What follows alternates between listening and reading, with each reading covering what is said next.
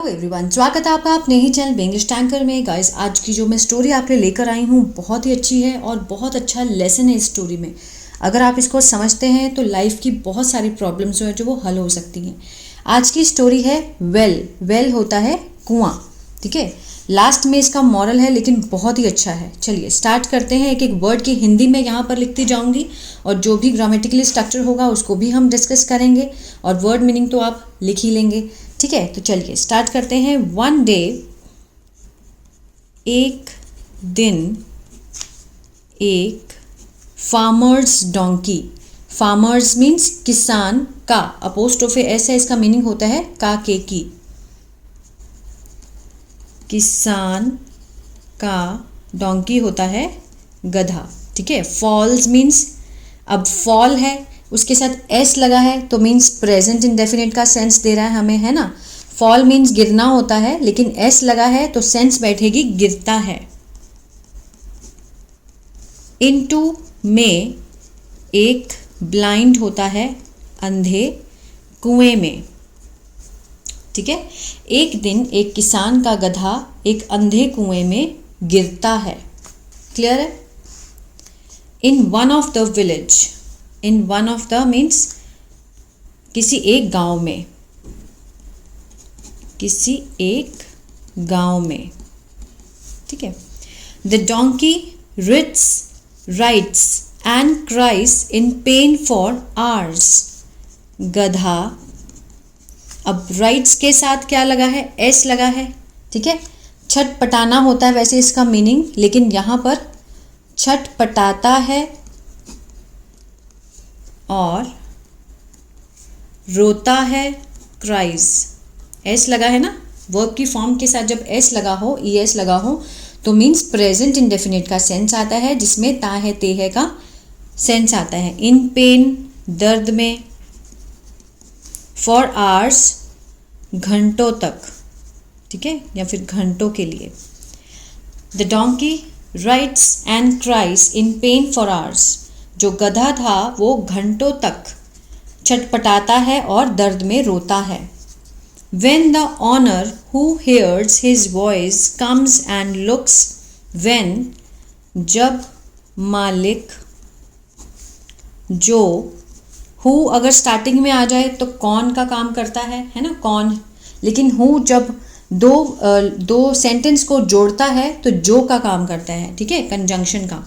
जब मालिक जो सुनता है, हेयर्स, हेयर के साथ हेयर होते हैं स्पेलिंग लेकिन एस लगा है, प्रेजेंट इंडेफिनिट है। सुनता है, उसकी, हिज, उसकी आवाज, कम्स आता है और लुक्स देखता है, ठीक है। व्हेन द ऑनर, जब मालिक जो सुनता है उसकी आवाज आता है और देखता है। ही सीज, वह देखता है। द पुअर मीन्स बेचारा, गधा, at the bottom of the well. At means पर, बॉटम मीन्स नीचे, तली पर, ठीक है, मीन्स नीचे, कुएं की तली पर है, ठीक है। वो क्या देखता है कि जो गधा है वो कुएं के तल में है, नीचे, बॉटम में है। आगे देखते हैं। The desperate farmer calls on the villagers for help. Desperate means हताश, निराशा से भरा हुआ, ठीक है। डेस्परेट होता है निराश, हताश। मैं दोनों लिख देती हूँ यहाँ पे ताकि आपको समझ आए। फार्मर, किसान, कॉल्स, कॉल के साथ एस है तो मीन्स, कॉल मीन्स होता है बुलाना लेकिन बुलाता है, किसको बुलाता है, ऑन द विलेजर्स, ठीक है, गांव वालों को। किसके लिए, फॉर हेल्प, सहायता के लिए, सहायता के लिए। जो हताश और निराश किसान है वो गांव वालों को सहायता के लिए बुलाता है। The villagers think about what they will do to save the donkey in the blind well. The villagers, गांव वाले, थिंक, आप देखिए विलेजर्स ज़्यादा हैं, प्लूरल है, इसके साथ फर्स्ट फॉर्म लगाइए, कोई भी एस या ई एस नहीं है तो विलेजर्स सोचते हैं, ये भी क्या है, प्रेजेंट इंडेफिनिट है। आई वी यू दे मीन्स ज़्यादा होते हैं, प्लूरल, उसके साथ फर्स्ट फॉर्म आती है। गांव वाले सोचते हैं, अबाउट मीन्स के बारे में।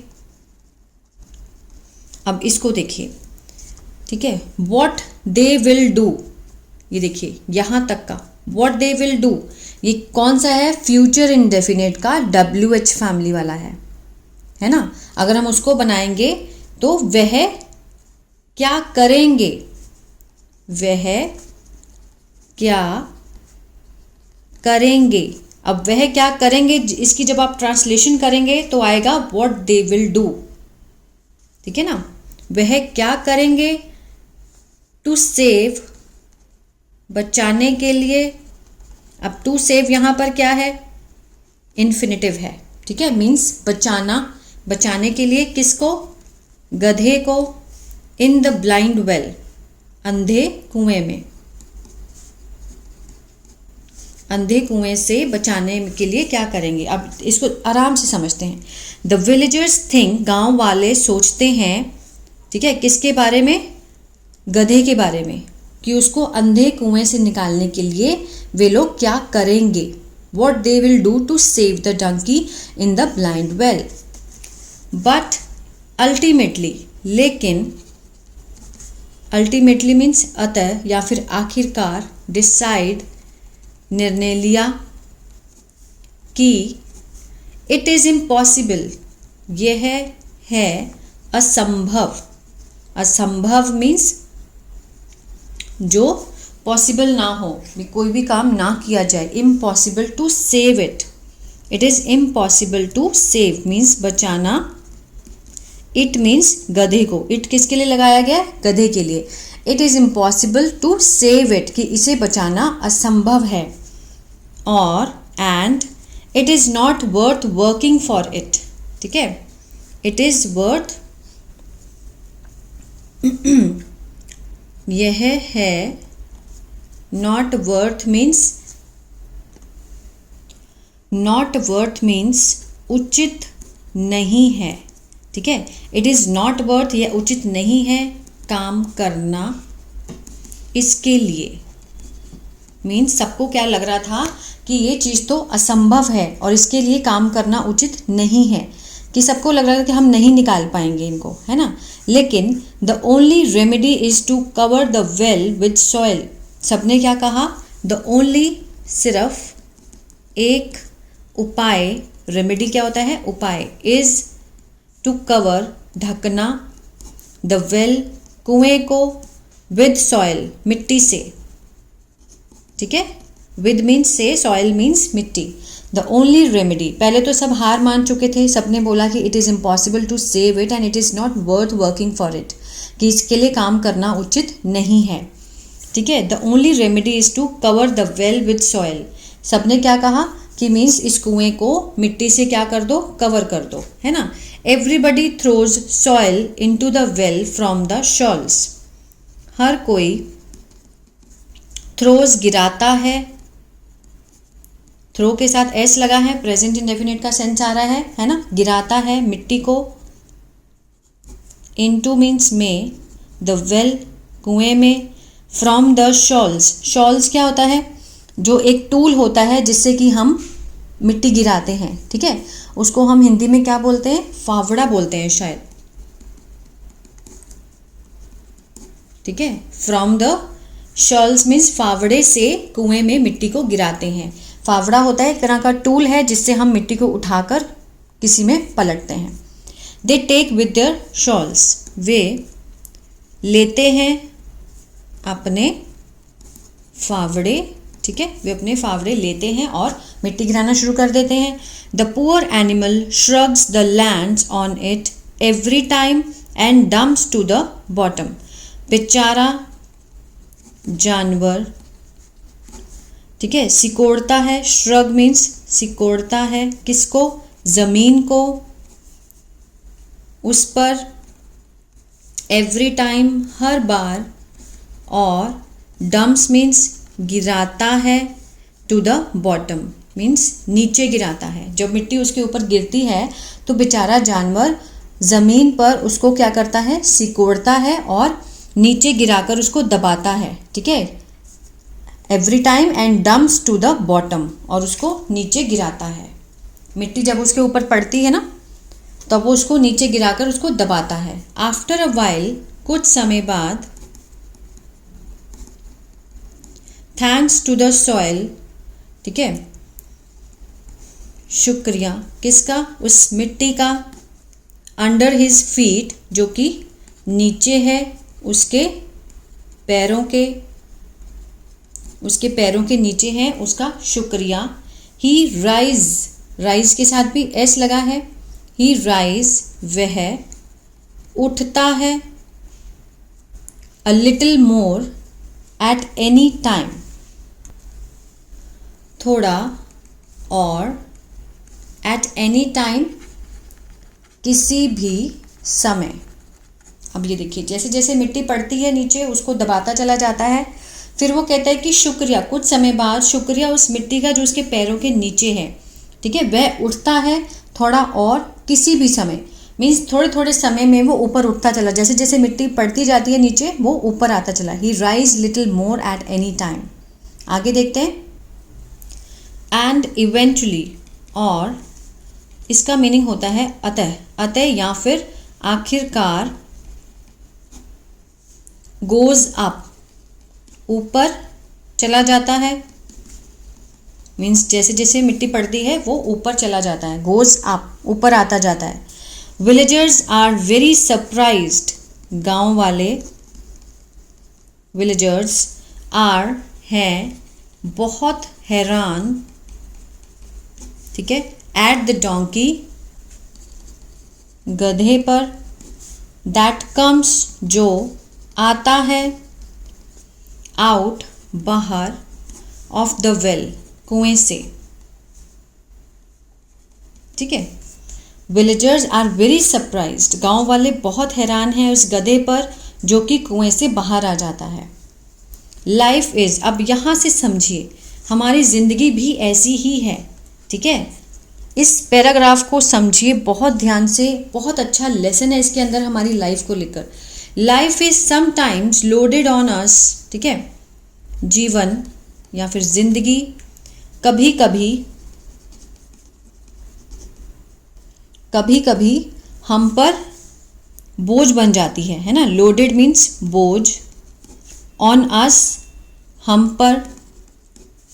Life is sometimes loaded on us, कभी कभी, देखिए इज के साथ थर्ड फॉर्म दी गई है, पैसिव है ये, है ना, मीन्स जाता है की सेंस आती है। जीवन कभी कभी हमारे ऊपर बोझ बन जाती है, ठीक है, बोझ बन जाती है। And it is as if, और इट इज, यह है, जैसे कि, एज इफ, वी आर, हम, वी आर कवर्ड, हम ढक दिए जाते हैं, ढक दिए जाते हैं।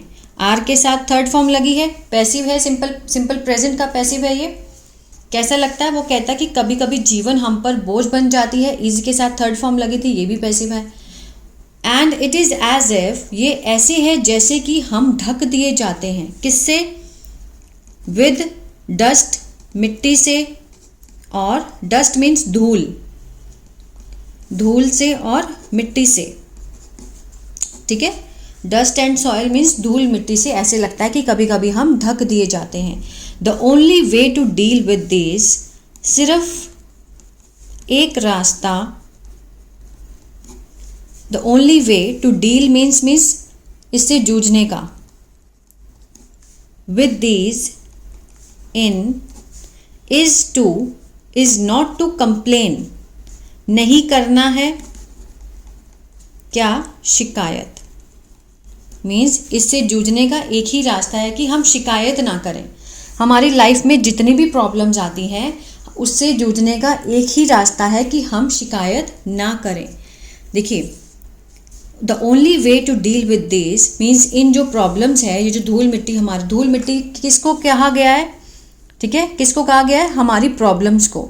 जैसे हम उससे कई बार ढक दिए जाते हैं, उससे निपटने का एक ही रास्ता है, निपटना मीन्स टू डील विद, उससे निपटने का एक ही रास्ता है कि हम शिकायत ना करें।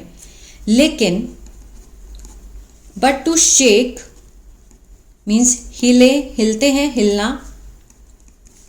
और छुटकारा पाएं। ठीक है, शेक मीन्स अपने आप को हम हिलाएं और उससे छुटकारा पाएं। एक जगह बैठे बैठे कुछ नहीं होने वाला। अगर प्रॉब्लम्स हमारी लाइफ में आती भी हैं धूल मिट्टी की तरह, तो हम शिकायत ना करके अपने आप को शेक करें, मीन्स अच्छे से हम अपने आप को हिलाएं और उससे छुटकारा पाएं।